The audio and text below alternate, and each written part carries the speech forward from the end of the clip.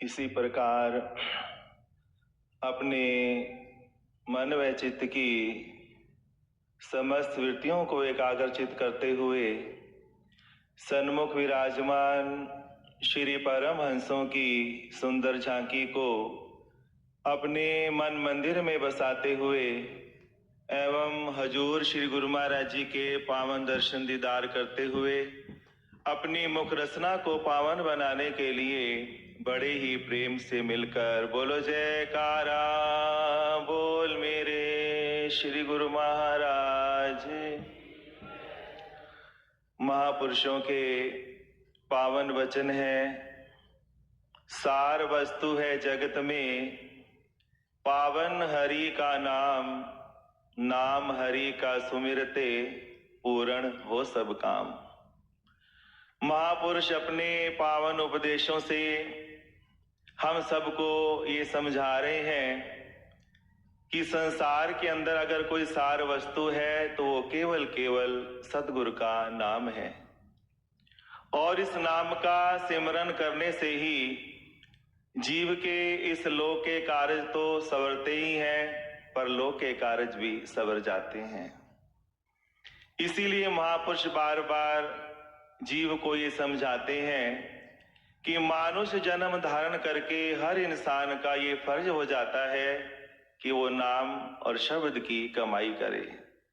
हमारे हजूर श्री सद्गुरुदाता दीनदयाल महाराज जी नित्य प्रति हमें हमारे परमहंस दयाल महाराज जी का पावन हुक्म सुनाते हैं कि जो भी श्री अनंतपुर दरबार का सेवक है उसके लिए ये जरूरी है कि वो नित्य प्रति 2 घंटे भजन अभ्यास किया करे, क्योंकि महापुरुष जो हैं हमें दुखों से छुड़ाना चाहते हैं, हमारा जीवन सुखी बनाना चाहते हैं।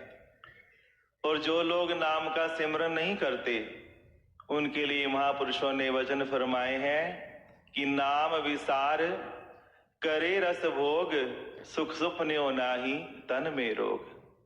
जो जीव नाम को विसार करके और दूसरे दूसरे कामों में लगे रहते हैं उनको स्वप्न में भी सुख की प्राप्ति नहीं होती, और उसके जीवन के अंदर तरह तरह के कष्ट आने शुरू हो जाते हैं। तो इन्हीं कष्टों से बचाने के लिए, इन्हीं संकटों से बचाने के लिए महापुरुष बार बार हमें प्रेरणा देते हैं कि गुरुमुखो भजन सिमरण कर लो, नाम की कमाई कर लो, जो कि इंसान की अपनी पूंजी है। अपने मन के ख्यालों से इंसान कुछ भी करता रहे, लेकिन जब तक नाम की कमाई नहीं करेगा वो अपने जीवन को सफल और सार्थक नहीं बना पाएगा। ऐसे ही एक बार श्री गुरु नानक देव महाराज जी के चरण कमलों में कोई प्रेमी आया, विनती करने लगा कि हे सच्चे पातशाह, आप सबको यही समझाते हैं भजन करो, सिमरन करो, नाम की कमाई करो, लेकिन मैं तो अच्छे कर्म भी करता हूँ और किसी का दिल भी नहीं दुखाता, दान पुण्य भी करता हूँ, क्या फिर भी भजन करना जरूरी है? तो श्री गुरु नानक देव महाराज जी ने फरमाया, महापुरुष जो है वो जीव को युक्ति द्वारा ही समझाते हैं। फरमाया कि एक कागज और पेन ले आओ। अब हुक्म मानकर कागज भी ले आया, पेन भी ले आया। तो श्री गुरु नानक देव महाराज जी ने फरमाया कि इसके ऊपर 0 के अंक लगा दो। उसने 1 2 3 कई 0 लगा दिए। तो श्री गुरु महाराज जी ने फरमाया कि अब कितनी कीमत बन गई? तो कहने लगा, हे सच्चे पातशाह, ये तो 0 है, इसकी क्या कीमत हो सकती है? तो श्री गुरु नानक देव महाराज जी ने फरमाया कि अब इसके आगे 1 का अंक लगा दो।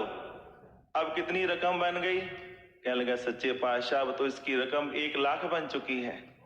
तो महापुरुषों ने समझाया कि ऐसे ही मन के ख्यालों से इंसान कुछ भी कर ले उसका उतना लाभ नहीं होता, लेकिन जब इंसान साथ साथ नाम का सिमरण करता है, नाम की कमाई करता है, तो जो किए हुए कर्म है वो भी सार्थक हो जाते हैं।